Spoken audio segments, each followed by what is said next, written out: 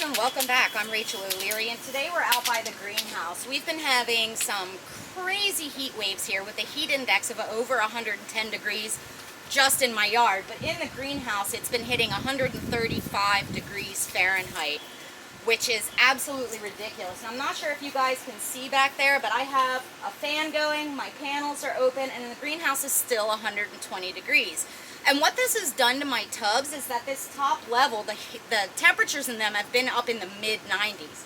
Now I have this fan going and I have those panels open and I have a beach umbrella up there and I've been floating frozen water bottles, but it's just not enough. Now this weather's pretty atypical for this area. This only happens maybe 7 to 10 days out of the entire summer.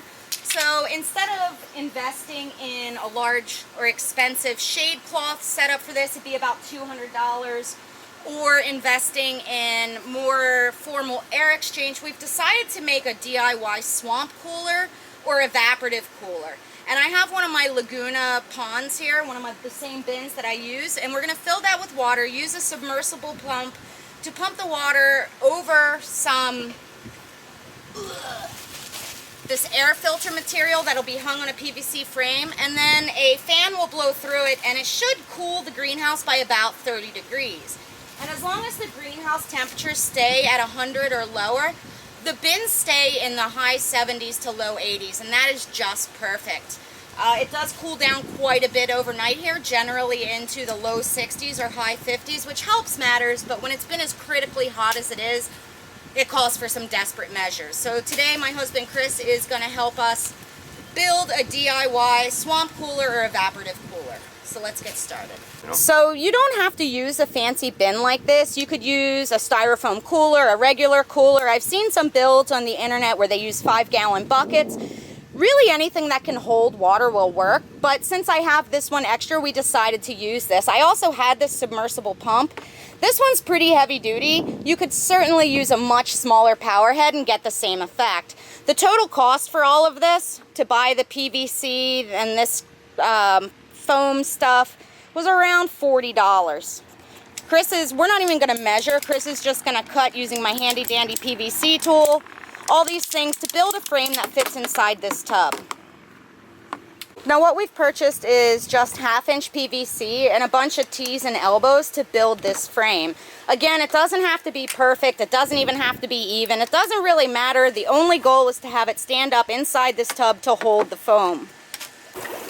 Now despite the heat, these bottom tubs have been staying in the mid-70s, which has been absolutely perfect for the shrimp and the other fish that are in here. In fact, there is an obscene quantity of fry in this tub. This is the Daisy's rice fish, and the plants are doing super well as well. Where I'm having problems is this upper level. And as you can see, I have all sorts of cold packs and frozen water bottles and everything floating in here, trying to keep it under control. I've also been doing cool water changes in the evening to try and help. It seems as though it's after 2 o'clock that things get critically hot in here. The fan has helped, as have my panels, but it's just not enough. Now, you know, generally, as I mentioned, the summers here are not this hot, so this is really very unusual. I did go to Five Below and pick up this super fancy $5 beach umbrella to put over the tub, which was this one that seemed to be the hottest in the greenhouse. So we're adding a T in order to run line for the submersible pump to send water through this PVC frame. Super, super simple, super, super quick, and hopefully will work like a charm. So here's the completed frame and the pump connected to the frame. Next we're going to drill holes along this top section and then zip tie these foam panels onto the frame. And then we will set a box fan in this section here, this open front section, put it in place, fill it with water and ice, and lay a greenhouse panel over the top to hold it in, and that will be our DIY evaporative cooler. So stay tuned. This is the finished product. We're going to move it into the greenhouse, fill it up with some water, some ice, set on the fan, cover it with a lid, and we'll see what happens.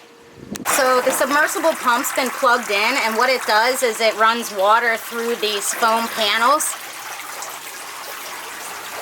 And then once we turn the fan on, it will cool the air and blow cool air into the greenhouse. Now the fan's pretty loud, but I want to show you guys how it works.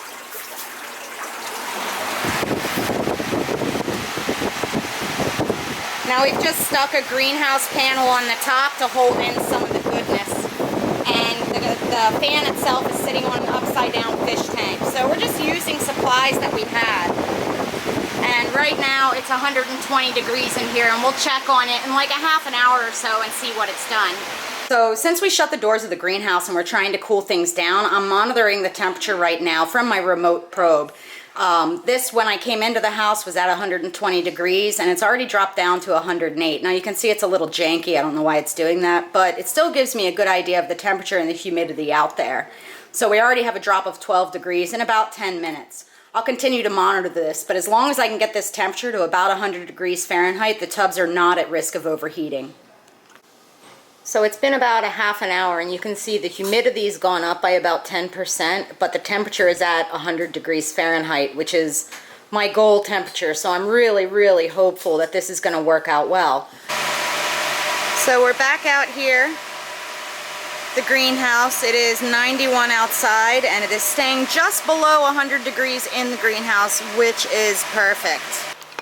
So I will be sure to keep you guys posted in future videos as to how this is doing, but so far so good. It seems to be working. And then again, this isn't something I'm going to need all the time, but in these critically hot times, it certainly seems to be working. As always, thank you for your continued support. Let me know below if you have any comments, suggestions, or questions.